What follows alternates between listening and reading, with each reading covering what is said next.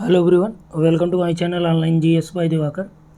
तो यहाँ पे देखिए हम लोग 2002 पीजीटी का पेपर ये सॉल्व कर रहे हैं। 2001 का हो चुका था, प्लेलिस्ट में आप वीडियो देख सकते हैं। 2002 में हम लोगों ने 50 प्रश्नों को देख लिया था। अब इसमें हम लोग 51 के आगे देखेंगे। और ये जो 2002 में उस समय आता था, टोटल प्रश्न जो आपके आते थे 85 आते थे। यानी इस वीडियो में हम लोग कुल 35 प्रश्नों को देखेंगे और ये आपका भूगोल से संबंधित होगा।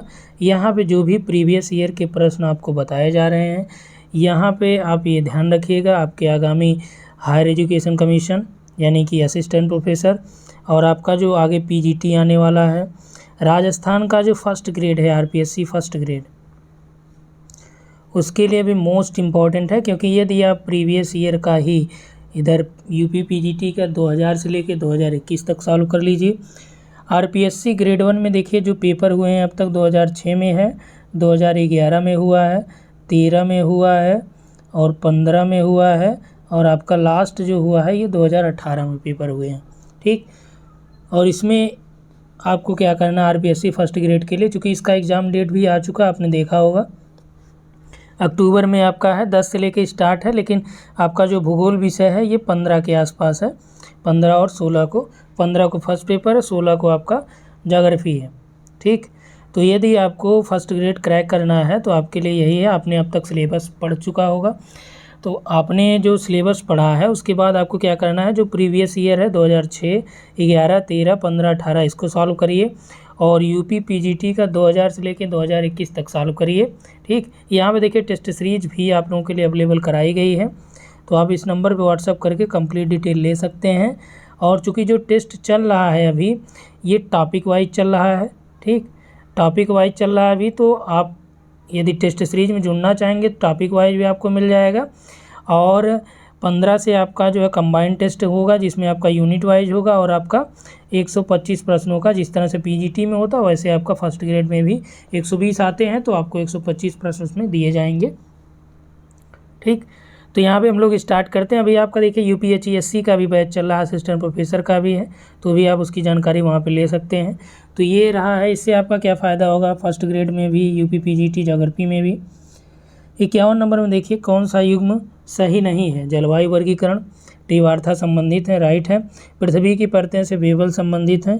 बेबल जो है पृथ्वी की परतों से संबंधित नहीं है, बल्कि बेबल ने क्या दिया था, प्रगामी तरंग सिद्धांत दिया था, तो यहाँ पे सही नहीं है। तो एक तो आपका ये मिल गया। अब देखिए अपर्दन चक्र पेंका है, सही है। पृथ्वी की उत्पत्ति में लाप्लास ने भी अपना योगदान दिया था, यानी लाप्लास की भी थ्योरी है, तो ये भी आपका सही है। तो इसमें कौन सा युग्म सम्मिलित नहीं है, पृथ्वी की परतें यानी बेबल वाला जो है प्रगामी तरंग उन्होंने दिया था। 52 नंबर देखिए, इसमें भी कह रहा कौन सम्मिलित नहीं है। अब देखिए यहाँ पे सुसीमा जो है किससे संबंधित है, सुसीमा आपका जापान से है, राइट है।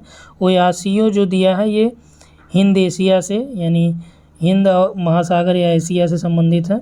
अगुलहास मोजाम्बिक, वेनेजुएला, नामीबिया यानी उसके आसपास की जो जलधाराएं प्रवाहित हो रहे हैं उसी की बात यहाँ पे चल रही है।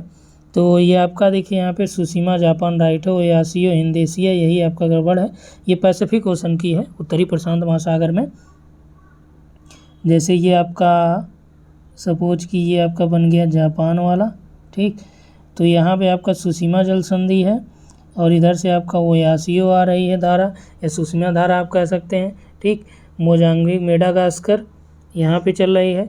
नामीबिया वेनेजुएला, तो ये आपका जो है नामीबिया नामीब मरुस्थल के पास से गुजरती है वेनेजुएला की धारा। तो यहाँ पे आप ये समझ सकते हैं कि जो सुमेलित नहीं है वो है आपका ओयासियो। ठीक, अगला देखिए क्वेश्चन नंबर 53 समझिए। कथन है कि 18 डिग्री से 31 डिग्री अक्षांशों के मध्य दोनों गोलार्धों में उष्ण मरुस्थल पाए जाते हैं।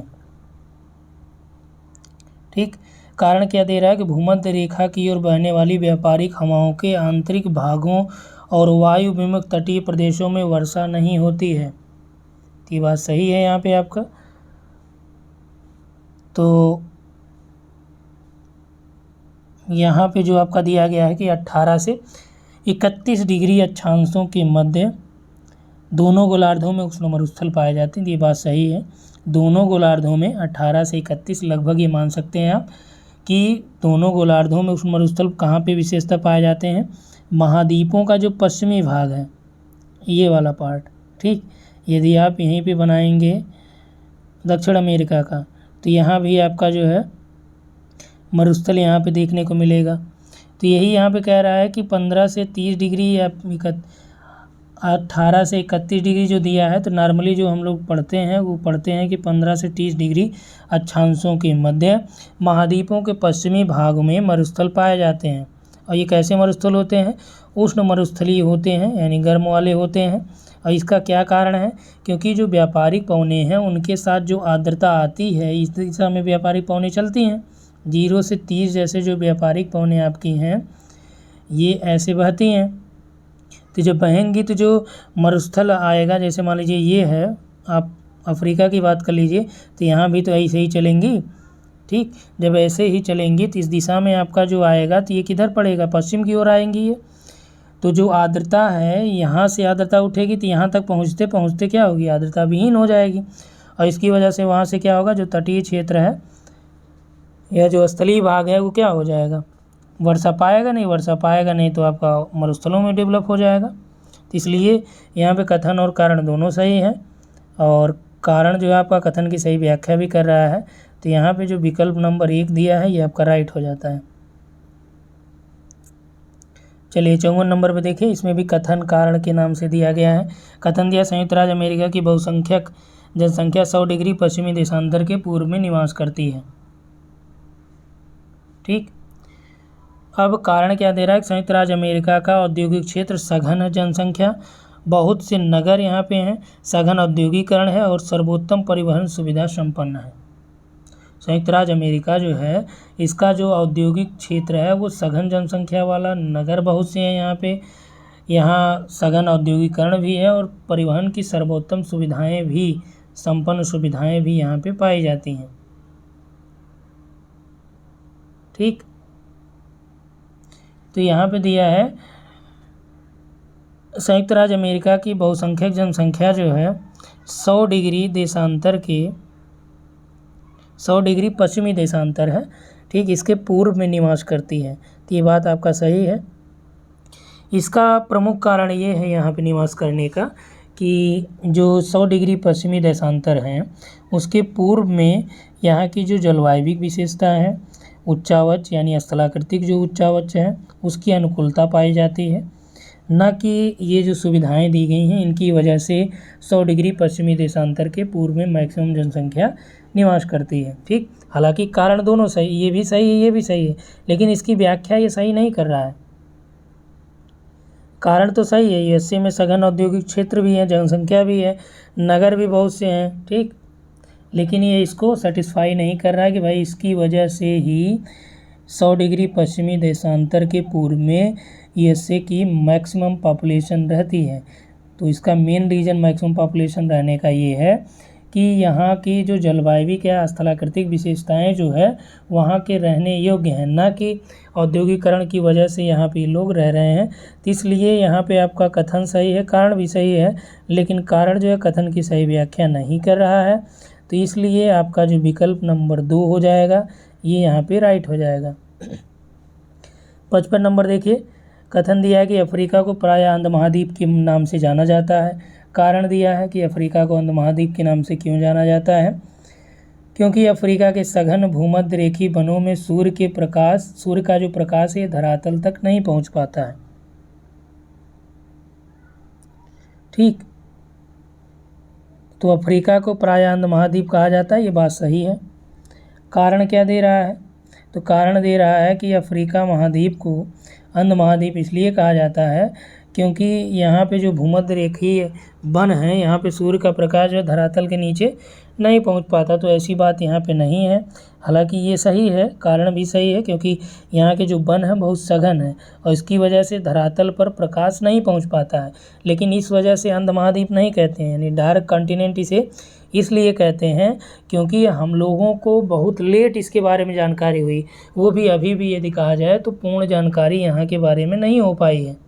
ठीक, अभी भी आप देखेंगे इसके कई देश ऐसे हैं जहाँ की सीमाएं मानचित्रों में तो निर्धारित की गई हैं लेकिन धरातल पर नहीं हैं। तो कई बार ऐसी स्थिति यहाँ पे होती है, तो इसलिए जो है अंधमहाद्वीप कहा जाता है। तो यहाँ पे कथन कारण दोनों सही, लेकिन कारण जो है कथन को सेटिस्फाई नहीं कर रहा है, इसलिए विकल्प नंबर आपका जो है 2 सही हो जाएगा। यहाँ पे देखिए। ठीक, आगे चलते हैं, 56 नंबर देखते हैं। देखिए पहले क्या था, आप यहाँ से एक अनुमान लगा सकते हैं कि पहले जो पीजीटी में प्रश्न पूछे जाते थे ये कथन कारण, देखिए लगभग 4-5 तो कथन कारण आ गया लगातार, यानी कि जो प्रश्नों का स्तर होता था 2002-01 में, अब देखिए ये आपका अच्छा लेवल का है, व्यवहारिक प्रश्न, ऐसा नहीं कि डायरेक्ट आपका फैक्ट पूछ दिया हो। 56 नंबर दिया है कि दक्षिण अमेरिका की लगभग 90% जनसंख्या तटीय प्रदेशों में केंद्रित है। ठीक, तो ये बात सही है, दक्षिण अमेरिका में लगभग 90% जो पॉपुलेशन है ये तटीय प्रदेशों की ओर केंद्रित है, ये आप जान रहे हैं। यहाँ पे कारण क्या इसमें दिखा रहा है कि दक्षिण अमेरिका का तटीय प्रदेश उत्तम जलवायु, विस्तृत मैदान और खनिज संपदा के लिए काफ़ी संपन्न है, क्योंकि बीच में आप देखिए यहाँ पे ब्राज़ील की उच्च भूमियाँ भी हैं। ठीक, तो इसमें आपका जो कथन भी सही है, कारण भी सही है, और कारण कथन को सही सेटिस्फाई भी कर रहा है। यहाँ पे देखिए आपका एंडीज पर्वत है और इधर आपका पैसिफिक ओशन आ जाता है, तो तटीय जलवायु यहाँ के लोगों के रहने योग्य है इसलिए, और यहाँ पे खनिज संपदा संपन्न भी ये हैं, तो मैक्सिमम जो पॉपुलेशन है इसका तटीय क्षेत्रों में ही पाया जाता है, तो इसलिए कथन कारण दोनों सही है और ये सही व्याख्या भी कर रहा है। तो विकल्प नंबर 1 आपका राइट हो जाएगा। अब देखिए यहाँ पे हम लोग देखते हैं 57 नंबर का, इसमें भी आपका देखिए कथन कारण ही है। कथन क्या दे रहा है, विश्व का 2/3 से अधिक सिंचित क्षेत्रफल एशिया में पाया जाता है। सिंचित का मतलब ये है कि जिस पे खेती की जा रही है, एक प्रकार से आप समझ सकते हैं सिंचित भूमियों में वही आता है। ठीक, यानी कह रहा है कि विश्व का लगभग 2/3 से अधिक जो खेती वाला एरिया है या सिंचित क्षेत्रफल है वो अपना एशिया में पाया जाता है। कारण क्या दे रहा है, पूर्वी, दक्षिणी एवं दक्षिण पूर्व एशिया की जनसंख्या विश्व की कुल जनसंख्या के आधे से अधिक है। ठीक, तो यहाँ पे आपका जो है कथन और कारण दोनों सत्य हैं, क्योंकि 2/3 से अधिक यहाँ पे पाया जाता है। और मैक्सिमम यदि हम लोग बात करें तो विश्व की सबसे ज़्यादा जो चावल की खेती आपकी है ये दक्षिण पूर्वी एशिया अपना करता है। हम लोग एशिया में रहते हैं इसलिए एशिया को अपना मानेंगे। ठीक, कारण क्या है कि पूर्वी और दक्षिण पूर्वी एशिया की जो जनसंख्या है ये आधे से अधिक है, तो इसका इससे बहुत ज़्यादा कोई रिलेशन नहीं है कि अधिक जनसंख्या हो गया तो इसलिए सिंचित क्षेत्रफल भी अधिक हो जाएगा, बल्कि सिंचित क्षेत्रफल का जो तात्पर्य वहाँ की जो मृदा है उससे होता है। वहाँ की जो मृदा की बनावट है, वहाँ की जो क्लाइमेटिक कंडीशंस हैं उस पर डिपेंड करता है कि वहाँ की मिट्टी कैसी है, इसी वजह से वहाँ पे उपजाऊ भूमियाँ कैसी हैं, तब हम उस पर आधारित ये कह सकते हैं हाँ भाई यहाँ का सिंचित क्षेत्रफल इस वजह से बढ़ा। लेकिन आप ये कहें कि वहाँ पे जनसंख्या ज़्यादा होती इसीलिए सिंचित क्षेत्रफल बढ़ गया, तो ये कोई महत्वपूर्ण रीज़न नहीं है। हालांकि दोनों अपने आप में सत्य हैं, क्योंकि दक्षिण पूर्व एशिया में जो है जनसंख्या का संकेंद्रण पाया जाता है, तो दोनों सही हैं। लेकिन 2/3 भाग का मतलब ये नहीं है कि जनसंख्या अधिक होने का, बल्कि यहाँ पे जैसा हमने आपको बताया, तो इसलिए ये आपका कथन को सेटिस्फाई नहीं कर रहा है, और इसलिए आपका सही उत्तर क्या हो जाएगा, विकल्प नंबर 2। कथन और कारण दोनों सही हैं, लेकिन ये सही स्पष्टीकरण नहीं दे रहा है। ठीक, अब देखिए 58 नंबर का प्रश्न है। 58 नंबर में 58 भी कथन कारण, आप देख सकते हैं आपके लगभग 6 से 7 प्रश्न तो कथन कारण के ही आ गए। कथन दिया है कि उत्तर भारत के मैदानों में जो वर्षा है, वर्षा की मात्रा पूर्व से पश्चिम की ओर घटती जाती है। यदि हम इंडिया का मैप बनाएं, चलिए ये थोड़ा सा रफली मैप बनाया जा रहा है एक समझने के लिए आपको, कि यहाँ पे ये कह रहा है कि उत्तर भारत की, ये जो आपका उत्तर भारत हो गया, इसके मैदानों में वर्षा की मात्रा पूर्व से पश्चिम, जैसे इधर से आप इधर आएंगे तो इधर क्या होगी, घटती जाती है। कारण क्या दिया है, कारण ये दे रहा है कि उत्तर प्रदेश गेहूं का बृहत्तम उत्पादक है, इसीलिए वर्षा यहाँ पे घटती जाती है। नहीं, ऐसा कोई कारण, ये रीज़न तो है ही नहीं है, क्योंकि बृहत्तम उत्पादन का मतलब ये देखिए, प्रोडक्टिविटी जो है ये आपका पंजाब और हरियाणा वाला मैक्सिमम है, लेकिन जो मैक्सिमम प्रोडक्शन कर रहा है, मात्रा की हम लोग बात करें तो अपना यूपी नंबर 1 है। तो उत्तर प्रदेश का बृहत्तम उत्पादक गेहूं है, ये भी सही है।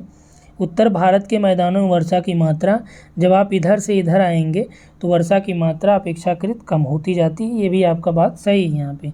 लेकिन इस कारण से ये कम नहीं होती है, बल्कि क्या होता है कि जो बंगाल की खाड़ी से आपका यहाँ से मानसून आएगा तो आर्द्रता धारण किए रहेगा, तो जो आर्द्रता धारण किए रहेगा तो वर्षा तो पहले आगे से ही शुरुआत होगी, और जैसे जैसे पीछे पहुँचेगा आर्द्रता की कमी होगी। आर्द्रता में कमी की वजह से क्या होगी, यहाँ पे आपका वर्षा की मात्रा में भी कमी होगी। इसीलिए यहाँ पे पूर्व से पश्चिम की ओर वर्षा की मात्रा या उसका जो आप पैमाना समझ सकते हैं वो क्या होता है, घटता जाता है, उसमें कमी आने लगती है। ठीक है, तो इस आधार पे जो विकल्प नंबर 2 आपका सही होगा, क्योंकि कथन और कारण दोनों सही हैं, लेकिन एक दूसरे का सही स्पष्टीकरण नहीं दे रहे हैं। चलिए अब आ गए थे हम लोग, देखिए 59 नंबर भी कथन कारण का है, क्या बात है। आप देख सकते हैं यहाँ पे इतने प्रश्न कथन कारण के आ चुके हैं, लगभग 6 से 7 प्रश्न हो चुके। 59 नंबर दिया है कि भूमध्य रेखा के समीप स्थित क्षेत्रों में वर्षा वर्ष पर्यंत होती है, यानी कि वर्ष भर जो है वर्षा प्राप्त होती है कहाँ पे, भूमध्य रेखा के जो समीप वाले क्षेत्र हैं, तो बात सही है। कारण दिया है कि उच्च तापमान एवं उच्च आर्द्रता के कारण संवहनी क्रिया द्वारा नित्य दोपहर के बाद यहाँ वर्षा होती है, कारण भी सही है, और कारण कथन को सेटिस्फाई भी कर रहा है, क्योंकि भूमध्य रेखीय क्षेत्रों में जो वर्षा होती है संवहनी प्रकार की होती है, और चूँकि भूमध्य रेखा जो है यहाँ पे मैक्सिमम टेम्परेचर होता है और मैक्सिमम ह्यूमिडिटी भी होती है, और इसकी वजह से क्या होती है, संवहनी जो वर्षा प्राप्त होती है दोपहर के बाद यानी शाम के समय के आसपास यहाँ पे वर्षा प्राप्त होती है, और तीव्र गति से वर्षा यहाँ पे प्राप्त होती है, इसलिए यहाँ पे कथन और कारण दोनों सही है।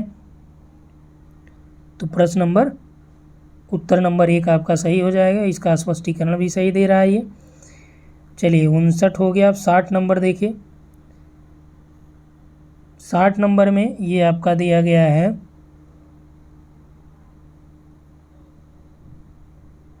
ठीक, निम्नलिखित कथन आग्नेय चट्टानों से संबंधित हैं।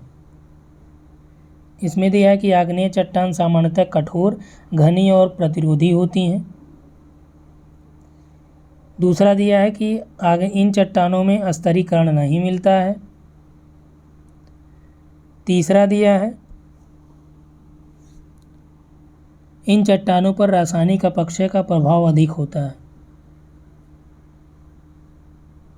दिया कि उपरोक्त कथनों में से एक या अधिक सही हो सकते हैं, निर्णय कीजिए कौन कौन से सही कूट हैं और सही कूटों का उत्तर दीजिए। और यहाँ पे आपका दिया है 1 2 3 सही है, 1 2 सही है, 2 3 सही है और 1 2 सही है। तो आग्नेय चट्टानें क्या होती हैं, प्राथमिक चट्टानें होती हैं। ठीक, इनका निर्माण कैसे होता है, लावा के जमाव होने की वजह से, यानी जो लावा होता है मैग्मा के रूप में बाहर आता है, ठंडा होता है, ठंडा होकर जम जाता है, और जमने के बाद क्या होता है, ठोस आकार वो धारण करता है। तो इस आधार पे आपका कि आग्नेय चट्टानें ठोस होती हैं, ये आप जानते हैं। तो पहला कथन तो सही हो गया। दूसरा कि इसमें स्तरीकरण नहीं मिलता, स्तरीकरण किस में होता है, अवसादी में होता है, तो दूसरा भी आपका यहाँ पे सही है। तीसरा देखिए, इन चट्टानों पर रासायनिक अपक्षय का प्रभाव अधिक रहता है। तो रासायनिक अपक्षय का प्रभाव अधिक रहेगा क्योंकि ये लावा निर्मित है, यानी मैग्मा से निर्माण इनका हुआ है, तो इसलिए इसमें केमिकल रिएक्शन भी ज़्यादा होते हैं, क्योंकि नीचे से आई है तो इसमें तत्व तो पाए जाएंगे, और जब तत्व पाए जाएंगे आयरन वगैरह इसमें पाए जाते हैं ज़्यादा मात्रा में, तो इसकी वजह से क्या होगा, उसमें केमिकल रिएक्शन होगा। जब केमिकल रिएक्शन होगा तो रासायनिक अपक्षय यानी कि केमिकल वेदरिंग भी होगा। तो थर्ड वाला भी राइट है आपका, यानी 1 2 3 आपके सही यहाँ पे हो गए, विकल्प नंबर 1 राइट है। अगला प्रश्न देखिए कि निम्नलिखित कथन उष्णार्द्र जलवायु प्रदेश से संबंधित हैं। दिया है कि कौन सा कथन जो है उष्णार्द्र जलवायु प्रदेशों से संबंधित हैं। सामान्यतः इनका विस्तार भूमध्य रेखा के दोनों ओर 5 से लेकर 8 डिग्री अक्षांशों के बीच पाया जाता है। बात सही है। वर्षा पूर्ण रूप से संवहनी क्रिया द्वारा होती है। तो उष्णार्ध प्रदेश यानी कि आपका भूमध्य रेखीय प्रदेश, भूमध्य रेखीय प्रदेश में किस प्रकार की वर्षा? संवहनी प्रकार की वर्षा। दिया दिन और रात वर्ष पर्यंत लगभग बराबर होती हैं, ये भी बात सही, क्योंकि भूमध्य रेखा पर लगभग जो है सूर्य की किरणें आपका सीधी ही पड़ती हैं। तो इस वजह से क्या होता है, यहाँ पे दिन और रात दोनों बराबर होंगे। तो ये भी आपका राइट है, यानी तीनों विकल्प यहाँ पे आपका सही हो गए। तो यहाँ पे आपका 1 2 3 दिया है, फर्स्ट नंबर राइट हो जाएगा। ठीक, और तापांतर भी यहाँ नगण्य होती है, वर्षा जो है संवहनी प्रकार की हो गई। 62 नंबर का प्रश्न देखिए कि वायुमंडल के बारे में बातें जो बताई जाती हैं कि सैकड़ों किलोमीटर ऊंचाई तक फैला एक संकेंद्रीय परतों का गैसीय आवरण होता है। ठीक, तो ये बात सही है। हज़ारों किलोमीटर या सैकड़ों किलोमीटर दूरी में आपका फैला ही हुआ है और गैसीय एक आवरण है, ये आप जानते हैं। दूसरा दिया गुरुत्वाकर्षण शक्ति के कारण यह पृथ्वी से अलग नहीं हो सकता। तो ये भी बात सही है आपका कि ग्रेविटेशनल फोर्स की वजह से आप जानते हैं कि जो वायुमंडलीय या वायु का पूरा घेरा या ये सब हम प्राप्त करते हैं। इसकी सबसे निचली परत को स्ट्रेटोस्फीयर कहा जाता है। तो सबसे निचली परत स्ट्रेटोस्फीयर नहीं बल्कि ट्रोपोस्फीयर है, क्षोभमंडल है। उसके बाद आपका जो है समताप मंडल है, स्ट्रेटोस्फीयर है। तो ये तो आपका रंग हो गया, यही दो आपके राइट हो रहे हैं। अब देखते हैं आगे क्या विकल्प है। तो इसमें दिया है कौन सा जो है सही है। तो इसमें देखिए 1 और 2 राइट हो गए, विकल्प नंबर 2 सही हो जाएगा। तो ये नॉर्मल प्रश्न है। इसमें अगला दिया है कि निम्नलिखित कथनों में भूमध्य सागरीय जलवायु से संबंधित, अभी आपने उष्णार्ध देखा, अब देखिए भूमध्य सागरीय जलवायु। भूमध्य रेखीय होता है, भूमध्य सागरीय मतलब भूमध्य सागर, वही जो इटली और यूरोप वाला। ठीक, गर्मी में ये प्रदेश शुष्क स्थलीय हवाओं के प्रभाव में होते हैं। ठीक, दूसरा दिया है कि ये प्रदेश विश्व के सर्वाधिक सघन जनसंख्या वाले क्षेत्र हैं। तीसरा दिया कि उत्तम जलवायु इन प्रदेशों का प्रमुख प्राकृतिक संसाधन है। तो सर्वाधिक सघन जनसंख्या तो यहाँ होती नहीं है। गर्मी में ये प्रदेश शुष्क स्थलीय हवाओं के प्रभाव में रहते हैं, ये बात सही है। मैक्सिमम वर्षा यहाँ पे शीत ऋतु में होती है। एक प्रकार से आप कह सकते हैं कि मानसूनी जलवायु की तरह से सर्वाधिक सघन जनसंख्या मानसून में पाई जाती है। मानसूनी जलवायु आपका जो दक्षिण पूर्वी एशिया, तो सर्वाधिक जो सघन जनसंख्या यहाँ पे पाई जाती है। गर्मी में ये प्रदेश शुष्क और स्थलीय हवाओं से के प्रभाव में होते हैं, ये राइट है आपका। और जलवायु यहाँ पे उत्तम पाई जाती है। ठीक, इसीलिए यहाँ पे देखिए फलों की खेती वगैरह प्रॉपर तरीके से होती है। 1 और 3 यहाँ पे राइट मिल रहे हैं आपके। विकल्प हम लोग देखते हैं तो 4 नंबर का राइट है। कौन सा युग्म सही नहीं है? 64 देखिए, ग्रेनाइट है, आग्नेय, स्लेट अवसादी, नीस रूपांतरित, बैसाल्ट आग्नेय। ठीक, तो ग्रेनाइट जो है आग्नेय चट्टानें है, राइट है ये आपका।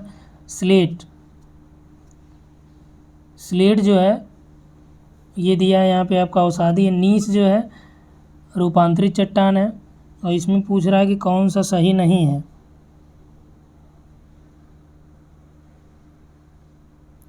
और जो स्लेट है ये सिस्ट का स्लेट बनता है। देखिए स्लेट जो है ये आपका कौन सा हो जाएगा, ये आपका कायांतरित चट्टान है। तो स्लेट में जो आपका ये किससे स्लेट बनता है?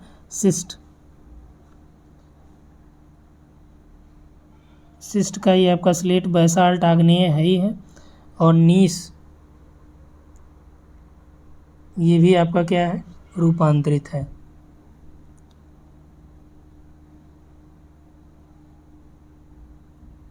तो यहाँ पे आपका जो राइट आंसर हो जाएगा, कौन सा एकदम सही नहीं है, दूसरा हो जाएगा। देखिए किसी भी प्रश्न में आपको कोई डाउट लगे आप निश्चित तौर पे कमेंट कर सकते हैं, क्योंकि जो यहाँ पे आपका पेपर सॉल्व कराया जा रहा है, कोशिश किया जाता है कि आपका पूरा सही हो। लेकिन देखिए गलतियाँ कहीं अगर हो जाती हैं भूल बस, तो आपका वो कमेंट में क्लियर कर दिया जाएगा। ठीक, मानवीय भूल की संभावना जो है हमेशा बनी रहती है। दिया है कि कौन से प्रकार की वर्षा का प्रकार यहाँ पे नहीं है। संवहनी वर्षा है, पर्वतीय वर्षा भी, चक्रवाती भी है। ये मध्य महाद्वीपीय जो वर्षा है ये वर्षा के प्रकारों में नहीं है। निम्नलिखित में से ग्रहीय पवन नहीं है। कौन सी जो है ग्रहीय पवन नहीं है। तो इसमें मानसूनी है, ध्रुवीय है, व्यापारिक है, पछुआ है। व्यापारिक, ध्रुवीय पवने, पछुआ पवने, ये सभी क्या हैं, ये ग्रहीय पवने हैं। लेकिन जो मानसूनी पवन है ये ग्रहीय पवन का एक परिवर्तित बदला हुआ रूप है, लेकिन ग्रहीय पवन नहीं है, यानी ये सामयिक पवन एक प्रकार से आप कह सकते हैं। तो 66 नंबर का जो आपका राइट आंसर हो जाएगा वह हो जाएगा इसमें मानसूनी जो पवन है, ये आपका एक प्रकार से मौसमी पवन कहा जा सकता है इसको। तो राइट आंसर 66 का ये हो जाएगा। पौने तो आपने देखा ही था। 67 में देखिए 67 में कौन सा युग्म सही नहीं है। चिनूक दिया है चिनूक जो है ये संयुक्त राज्य अमेरिका की सही है। खमसिन मिस्र सही है। मिस्ट्रल फ्रांस सही है। हरमट्टन जो डॉक्टर विंड आपकी होती है इथियोपिया दिया है, गलत है। गिनी तट पे ये आपका चलती है, ये आप शुष्क पवन इसे कह सकते हैं, डॉक्टर विंड भी इसे कहा जाता है। तो ये आपका जो इथियोपिया में हरमट्टन नहीं है। सहारा मरुस्थल में चलती है, ये आप जानते हैं, इसे डॉक्टर विंड भी कहा जाता है। अब आप लोग कमेंट में बताएंगे इसको डॉक्टर विंड क्यों कहा जाता है हरमट्टन को। 68 में देखिए लंबे सकरे उथले या अवसादों के जमाव से निरंतर धंसते हुए सागरों को क्या बोला जाता है।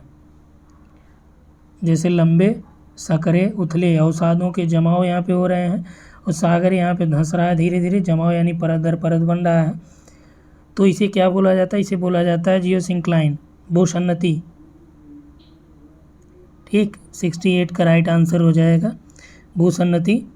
इसे आप पर्वतों का पालना भी कह सकते हैं। तो इसमें राइट आंसर आपका एक हो जाएगा। 69 में देखिए कौन सी मेखला भूकंप एवं ज्वालामुखी के साथ साथ वितरण से संबंधित नहीं है।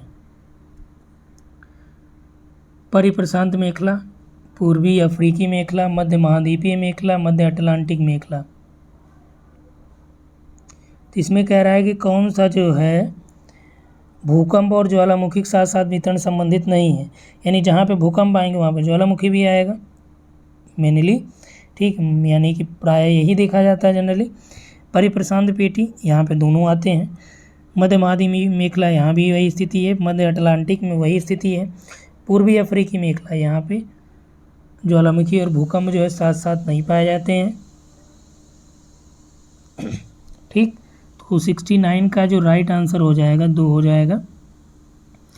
यह जो है पूर्वी अफ्रीकी मेखला केवल ज्वालामुखी को ही निरूपित करती है विशेष तौर पे। 70 में देखिए कौन सा जो है पवन की दिशा से संबंधित नहीं है। हेडली सेल आपने पढ़ा ही होगा, फेरल सेल भी पढ़ा होगा, वाइसबेल्ट का नियम भी आपने पढ़ा होगा। ठीक, और जो जेट स्ट्रीम है, तो जेट स्ट्रीम क्या है, ये वायु की दिशा को निर्धारित नहीं करता है, बल्कि क्या करता है, ये वायुमंडलीय परिसंचरण से संबंधित बातें बताता है, या एक प्रकार की वायु धारा है। तो राइट आंसर आपका हो जाएगा ये पवन की दिशा से संबंधित नहीं है। क्लियर हुआ। चलिए आगे देखते हैं। यहाँ पे 71 नंबर है। निम्नलिखित में से कौन ज्वालामुखी का एक प्रकार नहीं है। ज्वालामुखी प्रकार भी आप लोगों को बताया गया है। ठीक, हवाई तुल्य है, स्ट्रम्बुलियन तुल्य है, चिलियन तुल्य है और विसुवियस है। तो जो यहाँ पे आपका बताया गया है हवाई तुल्य है, स्ट्रम्बोली तुल्य, विसुवियस भी है। ये चिलियन नहीं है बल्कि पिलियन तुल्य है। प्लिनियन आप कह सकते हैं या पिलियन कह सकते हैं। तो ये ज्वालामुखी के प्रकार हैं, चिलियन नहीं है। तो सी आपका यानी 3rd नंबर रंग हो जाता है। और यही यहाँ पे पूछ रहा है कौन सा प्रकार नहीं है। 72 नंबर देखिए कथन कारण वाला फिर आ गया। दिया है कि भूमध्य सागरीय जलवायु के क्षेत्रों में वर्षा जो है शीत ऋतु में होती है, ये बात सही है। ग्रीष्म ऋतु में वहाँ पे गर्मी होती है। कारण क्या है कि गर्मी में ये प्रदेश शुष्क स्थलीय हवाओं के प्रभाव में रहते हैं। तो ये भी बात सही है कि गर्मी में ये प्रदेश क्या होते हैं, शुष्क स्थलीय हवाओं के प्रभाव में रहते हैं। और इसकी वजह से क्या होता है कि जिसके कारण यहाँ पे पवन पेटियों का जो है शिफ्टिंग होती है, खिसकाव होता है, और इसी की वजह से शीत ऋतु में वर्षा प्राप्त करते हैं। ये कथन और कारण दोनों सही है, स्पष्टीकरण भी सही है। 73 देखिए राणा प्रताप सागर जो बांध है या कोटा में जो है, इसका संबंध किससे है। मत्स्य उत्पादन से है, जल विद्युत उत्पादन से है, सिंचाई सुविधाओं से है, या अणुशक्ति उत्पादन से हैं। चलिए यहाँ पे जो विकल्प और दिया उसको देख लेते हैं। मेनली जो यदि हम लोग बात करें तो राणा प्रताप सागर जो बांध है ये आपका चंबल नदी पे बना है। इंदिरा सागर भी उसी पे बनाया गया है। ठीक, एमपी में गांधी सागर भी उसी पे बना है। तो राणा प्रताप जो है ये राजस्थान में कोटा में ये बैराज बनाया गया है और ये जल विद्युत उत्पादन से संबंधित है। किस नदी पे है? चंबल रिवर पे है। चलिए अगला देखते हैं यहाँ पे 74। कौन सा युग्म सही नहीं है? लयपीज जो है भूमिगत जल से निर्मित है। लयपीज है ये भूमिगत जल से निर्मित है, राइट है। जीवगेन पवन द्वारा निर्मित होता है, ये भी सही है यहाँ पे आपका। स्कर ये नदी से नहीं बल्कि हिम नदी से होता है। तो स्कर या हिमोड़, ठीक, ये हिम नदी से निर्मित होता है तो इसलिए रंग यही हो जाता है। मेघ जो भेड़ पृष्ठ होता है, मेष पृष्ठ शिला हिमनद से होता है, तो ये आपका राइट है। 75 देखिए, कौन सा भूमिगत जल से निर्मित निक्षेपणात्मक कार्य द्वारा निर्मित स्थलाकृति नहीं है? भूमिगत जल के निक्षेपण से कौन सा बना नहीं है? स्टैलेक्टाइट, स्टैलेग्माइट, ये दोनों क्या हैं? निक्षेपण वाले हो गए। ठीक, कंदरा स्तंभ भी आपका क्या हो गया? निक्षेपण से हो गया। जबकि आपका जो डोलाइन है, डोलाइन ये निक्षेपण से नहीं बल्कि अपरदन से बनती है। तो राइट आंसर आपका 4 हो जाएगा, डोलाइन। 76 देखिए, कौन सा पवन की अपरदनात्मक कार्य द्वारा निर्मित स्थलाकृति है? तो ये आप याद रखिएगा, निक्षेपणात्मक और अपरदनात्मक ये हर बार पूछा जाएगा, कभी भी आप एग्जाम देंगे हर बार यहाँ से प्रश्न आएगा। तो इसमें दिया है कि अपरदनात्मक कार्य द्वारा निर्मित स्थलाकृति नहीं है। अपरदन यानी कौन सा निक्षेप द्वारा बनी है? तो इंसेलबर्ग ये अपरदन द्वारा निर्मित है। यारडंग भी है, छत्रकशिला भी है। ये मैदान जो है ये निक्षेपण से बनता है, ये लोयस का मैदान आप इसे कह सकते हैं। ठीक, तो राइट आंसर फर्स्ट हो जाएगा। 77 देखिए, हिमनद के अपरदन कार्य द्वारा निर्मित स्थलाकृति नहीं है। तो हिमनद अपरदन यानी कि हिमनद के निक्षेपण से कौन सी बनी है? तो यहाँ पे आपका दिया है ड्रमलिन है, हिमसोपान है, नुनाटक है, सर्क है। तो निक्षेपण में आपका देखिए आता है ड्रमलिन, नुनाटक, हिमसोपान और सर्क, ये आपका क्या है? ये अपरदन द्वारा निर्मित स्थलाकृतियाँ हैं। 78 में देखिए क्या है कि वायुमंडल के सबसे निचले स्तर का क्या नाम है? तो समताप मंडल, तापमंडल, परिवर्तन या मध्यमंडल। ठीक, इसमें देखिए नाम थोड़ा सा इसमें इन्होंने क्या किया है, अलग कर दिया है। तो जो सबसे निचला मंडल होता है उसे परिवर्तन मंडल कहते हैं। इसी को ट्रोपोस्फियर भी कहा जाता है क्योंकि इसमें समस्त मौसमी घटनाएं भी होती हैं। सबसे ज़्यादा परिवर्तन भी इसी में होता है। क्षोभ मंडल का दूसरा नाम परिवर्तन मंडल है। ठीक, वायुमंडल में समताप मंडल और मध्यमंडल के बीच स्थित जो सीमांत स्तर है उसे क्या बोला जाता है? तो समताप मंडल हो गया, इसके ऊपर जो मध्यमंडल है इनके बीच में जो आपका एक सीमांत एरिया पाया जाता है उसे क्या बोलते हैं? Mesopause, tropopause, थर्मोपॉज, stratopause.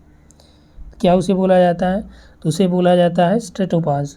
ठीक, यानी स्ट्रेटोस्फीयर ये है, इसके ऊपर का स्ट्रेटोपॉज हो गया। ये आपका मध्यमंडल है, मीजोस्फीयर है, इसके ऊपर का मीजोपॉज हो गया। ठीक, और यहाँ पे जो आपका क्षोभ मंडल के ऊपर है ये आपका ट्रोपोपॉज हो गया।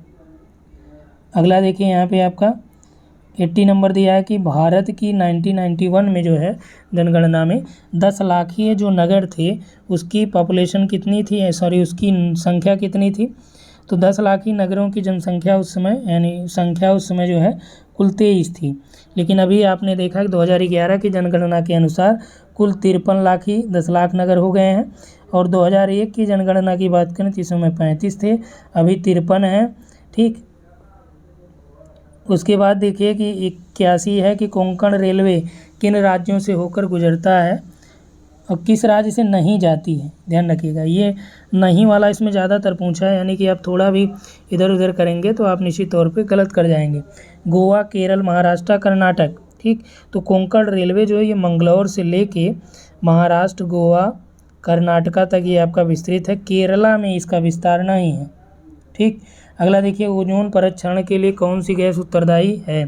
तो ओजोन परत क्षरण के लिए जो उत्तरदायी गैस है नाइट्रोजन इसमें दिया है, हाइड्रोजन है विकल्प में। अगला देखिए कार्बन डाइऑक्साइड है और क्लोरोफ्लोरोकार्बन है। तो सबसे ज़्यादा जो जिम्मेदार है वो आपका इसमें कौन सी हो जाएगी 82 में, जो क्लोरोफ्लोरोकार्बन्स होते हैं ये सबसे ज़्यादा जिम्मेदार होती हैं ओजोन के क्षरण के लिए। जैसे जो हैलोजन्स होते हैं जिसमें आपका जैसे आपका CH4 ये मीथेन भी इसके लिए जिम्मेदार होती है, लेकिन इसकी मात्रा कम होती है तो इस वजह से उतना प्रभाव नहीं पड़ता है। तो ओजोन क्षरण के लिए जो सबसे ज़्यादा जिम्मेदार है वो आपका क्या है, क्लोरोफ्लोरोकार्बन है। ठीक, अगला देखिए, विश्व पर्यावरण दिवस किस तारीख को मनाया जाता है, तो 5 जून है। कौन से समूह से संबंधित नहीं है, कौन सा इस समूह में संबंधित नहीं है, दिया है कि आपका संकेंद्रीय पेटी सिद्धांत यानी संकेंद्रीय वलय सिद्धांत है जो बर्गेस ने दिया था। खंडी सिद्धांत ये आपका होमर हायट का है। मल्टीपल न्यूक्लियाई थ्योरी बहुकेंद्रीय सिद्धांत, ठीक, ये हैरिस एंड उल्मैन की है। ये सभी क्या करते हैं, नगरों की आंतरिक संरचना से संबंधित हैं। जबकि जो आपका केंद्र असल सिद्धांत है ये क्रिस्टालर ने दिया था और ये आपका किससे संबंधित है, नगरीय बस्तियों के पदानुक्रम से संबंधित है। नगरीय बस्तियों के जो पदानुक्रम उनकी हायरार्की से संबंधित जो सिद्धांत है केंद्र स्थल का सिद्धांत है, तो इसलिए इसमें आपका अलग हो जाएगा ये। और लास्ट प्रश्न देखिए इस वीडियो का और इस पेपर का भी, निम्नलिखित में से कौन सा विशिष्ट वर्ग से संबंधित है, नहीं है। ठीक, ये देखिए इस पेपर में एक चीज़ यदि आपने ऑब्जर्व किया होगा, मैक्सिमम प्रश्न या तो कथन कारण से हैं या फिर आपके नहीं वाले से हैं। जलोढ़ पंख है, प्राकृतिक तटबंध है, बाढ़ निर्मित मैदान है, नदी विसर्प है। ठीक, दिया है कि कौन सा विशिष्ट वर्ग से संबंधित नहीं है, तो जलोढ़ पंख, प्राकृतिक तटबंध, बाढ़ निर्मित मैदान और नदी विसर्प। नदी विसर्प जो है आपका पार्श्विक अपरदन से संबंधित है, जबकि ये सभी जलोढ़ पंख हो गया, तटबंध हो गया, बाढ़ निर्मित मैदान, ये क्या है, ये निक्षेप द्वारा निर्मित है। ठीक, ये निक्षेप से हैं तीनों। और नदी विसर्प क्या है, ये आपका अपरदन से संबंधित है। तो इसमें राइट आंसर हो जाएगा 4 नंबर डी, 85 का डी। तो टोटल हम लोगों ने जो प्रश्न देख लिया है ये आपका कुल 35 प्रश्नों की इसमें हमने देखा। और यहाँ पे आप समझ सकते हैं कि पहले जो पेपर में आते थे एग्ज़ाम में वो आपके कथन कारण उसमें ज़्यादा दिया जाता था। अभी यदि आप 2011 का जब मैं सॉल्व कराऊंगा 13 का, उसमें आप देखेंगे प्रश्नों का स्तर बहुत लो लेवल हो गया था। और इसी समय मेरिट जो आप देखेंगे 115, 105, 110, 120 इतनी के आसपास मेरिट कम से कम जाती थी। ठीक, तो यहाँ पे हम लोग इतना ही बात करेंगे। और यहाँ पे देखिए आप लोगों के लिए जो बैच चल रहा है उसे आप ज्वाइन कर सकते हैं। टेस्ट सीरीज भी उपलब्ध है यहाँ पे आपका, और इस नंबर पे आप व्हाट्सअप करके कंप्लीट डिटेल प्राप्त कर सकते हैं। वहाँ आपको डेमो PDF चाहिए या डेमो वीडियो चाहिए, वहाँ पे आप जिस कोर्स में भी इनरोल्ड होना चाहते हैं उस कोर्स का नाम लिख के व्हाट्सअप कर दीजिए, तो वहाँ आपको डेमो वीडियो मिल जाएगा, PDF मिल जाएगा, टेस्ट मिल जाएगा। आप उसको देखिए, आप सेटिस्फाई रहिए तो आप ज्वाइन कर सकते हैं। ठीक, तो यहाँ पे इतना ही। Thanks for watching.